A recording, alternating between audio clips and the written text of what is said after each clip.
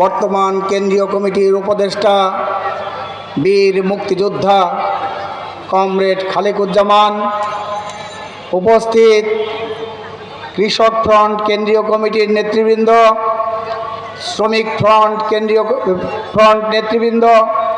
মহিলা ফোরামের কেন্দ্রীয় নেতৃবৃন্দ, নওগাঁ সহ এই উত্তরবঙ্গের বিভিন্ন জেলা থেকে সমবেত আদিবাসী, কৃষক, ছাত্র জনতার একাংশ, সাংবাদিক বন্ধুগণ, সুধীমণ্ডলী, বিভিন্ন ভাতৃপ্রতিম রাজনৈতিক দল, সামাজিক সাংস্কৃতিক সংগঠনের নেতৃবৃন্দ, সবাইকে আমাদের দল বাংলাদেশের সমাজতান্ত্রিক দল বাসদ কেন্দ্রীয় কমিটির পক্ষ থেকে সংগ্রামী সালাম এবং বিপ্লবী অভিনন্দন গ্রহণ করুন। ইতিমধ্যেই আপনারা শুনেছেন, নেতৃবৃন্দ বলেছেন, নারী নেতৃবৃন্দ এবং কৃষক নেতৃবৃন্দ, আমরা ইলা মিত্রের জন্ম শতবার্ষিকী আজকে এখানে এত আয়োজন করে কেন পালন করছি, সেই কথা আপনারা একটু আগে শুনেছেন যে ইলা মিত্র শুধু একজন নারী নয়,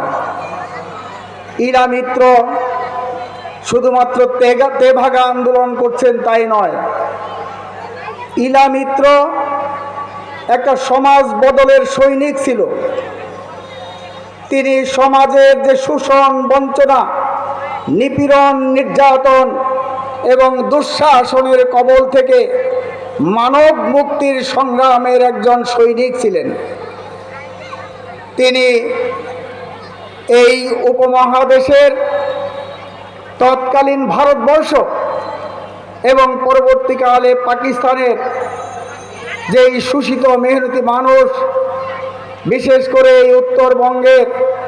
যে আদিবাসী সাঁওতাল জনগোষ্ঠী, কৃষক, যারা নিপীড়িত, নির্যাতিত ছিল, শোষিত ছিল, যোদ্ধার মহাজন এবং রাষ্ট্র কর্তৃক সেই নিপীড়নের বিরুদ্ধে বিদ্রোহের এক নাম ইলা মিত্র। ইলা মিত্র তিনি